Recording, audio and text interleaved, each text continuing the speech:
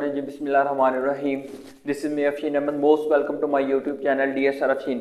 Student आज हम start करेंगे इस चैप्टर की सबसे इम्पोर्टेंट एक्सरसाइज नंबर 9.2। जैसे कि मैंने एक क्वेश्चन सामने मेंशन कर दिया हुआ है, उसका क्वेश्चन नंबर 1, लेकिन उससे पहले हमें कुछ इसकी बेसिक क्वेश्चन, इसके बेसिक फार्मूला सीखने पड़ेंगे इस क्वेश्चन को सॉल्व करने के लिए, यानी इस एक्सरसाइज को सॉल्व करने के लिए। लेकिन स्टूडेंट आपको प्रॉब्लम होती है कि आपको फार्मूलाज नहीं याद होते, लेकिन इंशाल्लाह मैं आपको ऐसी ट्रिक बताऊंगा जिससे आपको फार्मूला क्या सारी जिंदगी फार्मूला नहीं भूलेंगे।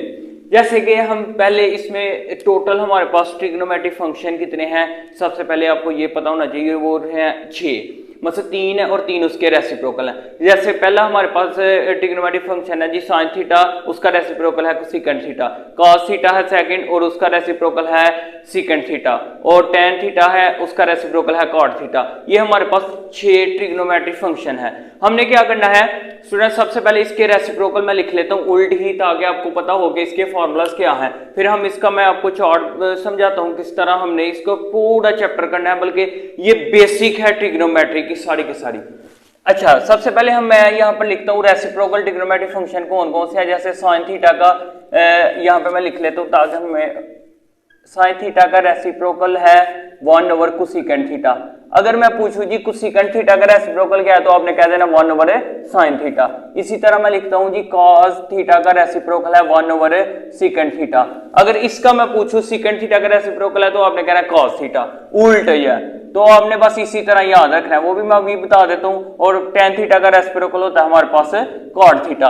अच्छा स्टूडेंट, ये देखें, अगर साइन है तो एस आ गया तो सी है तो एस है, ये आपने याद रखना है, ताकि आपको sine cosecant cos secant tan cot. इसी तरह आपने तेजी से मैं पूछूं कोसेकेंट का रेसिप्रोकल क्या है, उल्ट, बस आपने डायरेक्ट उल्टा देना है। इस तरह हम करेंगे, बहुत ही आसान क्वेश्चन होंगे, बस आपने फार्मूला याद रखना है, साइन का कोसेकेंट कॉस का सेकेंट टेन का कॉट। इसी तरह अब ये आ जाएगी हमारी सबसे अहम बात ये है कि इसमें याद कैसे रखते हैं, एक जो कि बहुत बड़ा टेबल एक 9.3 में पढ़ेंगे, लेकिन उससे पहले भी कुछ चीजें हैं। रेसिप्रोकल हमने कैसे याद रखना है, कौन सा क्वाड्रेंट पे पहले है सेकंड है, ये सारे का सारा हम यहाँ पे डिस्कस करते हैं। जैसे कि मैं एक यहाँ पर ड्रा कर रहा हूँ, यहाँ पे 0 से स्टार्ट होता है हमारा, 0 से 90, यहाँ पर आ जाता है हमारे पास 180, यहाँ पर आ जाता है हमारे पास 270, 90 ऐड करते जाते हैं। घूम के जो पूरा सर्कल होता है वो कितने डिग्री पर होता है, 360 पर होता है। तो एक आपने बात याद रखनी है, ये बहुत ही आसान है, फार्मूला याद रखें तो सारी जिंदगी नहीं भूलेगा। फार्मूला क्या है जी, सारी जिंदगी यही है कि सर फार्मूला इतने ज्यादा है, याद नहीं होते, लेकिन ये आपको ऐसी निशानी बता रहा हूं, तो इंशाल्लाह सारी जिंदगी फार्मूला नहीं भूलेंगे। फार्मूला क्या है, फार्मूले में आपने मेरा बताई हुई ट्रिक को जहन में रखना है। सबसे पहले मैं यहाँ पे मेंशन कर दूं कि आपको पता होना चाहिए कि ये बेटा ये फर्स्ट क्वाड्रेंट है, ये सेकंड क्वाड्रेंट है, और ये हमारे पास थर्ड क्वाड्रेंट है, और ये हमारे पास फोर्थ क्वाड्रेंट है। तो फार्मूले की ट्रिक आ जाते हैं, फार्मूले ट्रिक इसको अगर कहते हैं तो हम रेडियन फॉर्म में भी कन्वर्ट कर लेते हैं जी। इसकी रेडियन फॉर्म क्या होती है, π/2। रेडियन फॉर्म कन्वर्ट करना मैंने 9.1 में सिखाया है, अपने बच्चों को ध्यान से वहां से आप सीख सकते हैं, मेरी पहली वीडियो देख लें। यहाँ पर ये होता है 3π/2 होता है, उसी तरह बेटा ये होता है 2π। हम अगर कुछ करना भी चाहें तो इसकी जगह वैल्यू 3 यानी कि पाई की जगह 180 लगा के आप चेक करना चाहें तो आपका जवाब आ जाएगा। अब वो जो चीज मैं सिखाना चाह रहा था अब आई है, वो फॉर्मूला क्या था कि भूल जाते हैं जी, पहले क्वाड्रेंट में कौन सा फंक्शन आना है, दूसरे में कौन सा आना है, कौन सा पॉजिटिव है कौन सा नेगेटिव है, हमें यही नहीं पता चलता स्टूडेंट। लेकिन आपने याद रखना है उसका अहम 3 फिक्रा जो कि आपने जहन में रखना है, वो है ये फिक्रा है जी, आपने जहन में रखना है। यहाँ पे मैं लिख रहा हूं, आओ सारे टूर चलिए, यानी आओ सारे टूर चलिए, ये आपने ना जहन में रखना है। फिर देखिए यहाँ पे मैं क्या करता हूं, ऑल पॉजिटिव, इसमें पहले में ऑल पॉजिटिव, जो भी ट्रिग्नोमेट्री, इसको मैं साइन कर दूंगा, साइन का उल्टा मैंने सीखा हुआ है कोसेकेंट थीटा, यहाँ पे मैं कोसेकेंट थीटा लगा दूंगा। इसको मैं टेन कर दूंगा, टेन का उल्ट मैंने सीखा हुआ है कॉट थीटा, कॉट आ जाएगा। इसको मैं कॉस कर दूंगा, इसका मैंने उल्ट सीखा हुआ है सेकंड थीटा। ये देखिए मैंने कितनी आसानी से पूरा टेबल फिल कर दिया, सिर्फ एक फिक्रा याद रखने से, आओ सारे टूर चलिए। इसका ब्रैकेट रेसिप्रोकल भी आपको अच्छे तरीके से आने चाहिए।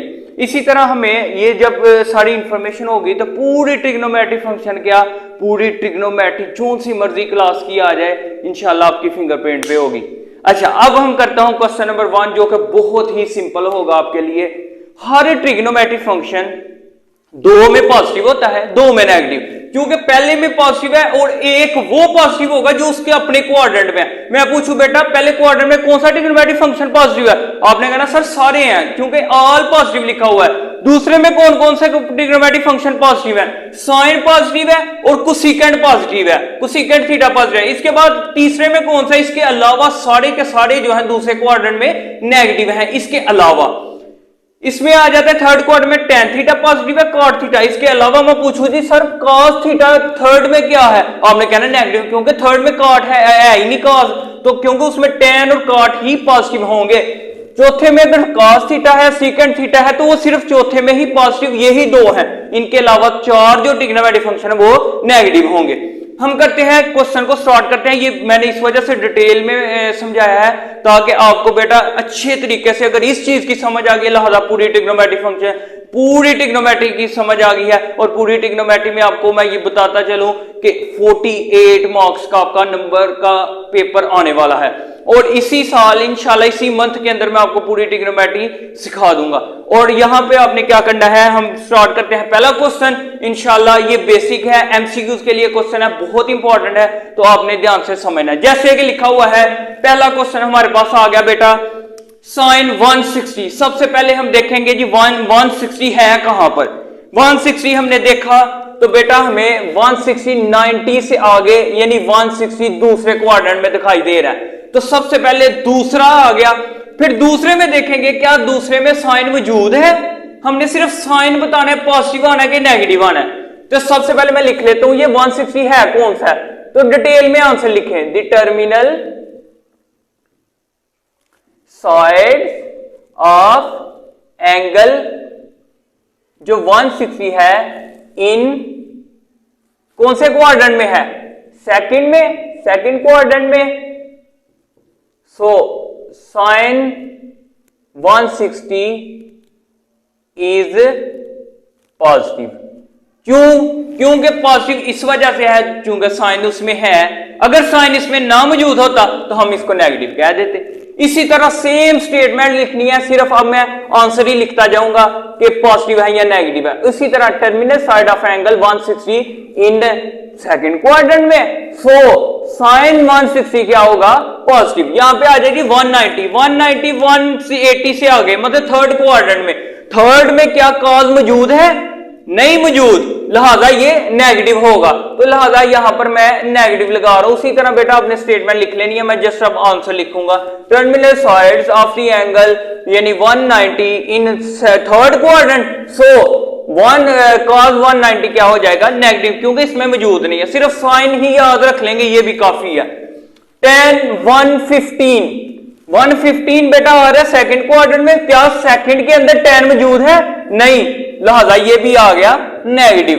इसके बाद बेटा सेकंड 245 में देखो तो ये 270 तक है, मतलब थर्ड क्वाड्रेंट में, क्या थर्ड में सेकंड मौजूद है, थर्ड में तो tan और cot पॉजिटिव होता है, ये सेकंड नहीं है, तो लिहाजा ये भी बेटा नेगेटिव आ गया।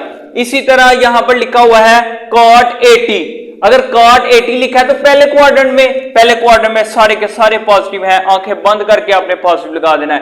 एंड वाला हमारे पास रह गया कोसेकेंट 297, बट 297 क्वाड्रेंट 4 में आ रहा है, तो 4 में क्या है, 2 cos कोसेकेंट मौजूद है, नहीं है मौजूद, तो ये लिहाजा बेटा नेगेटिव आ गया।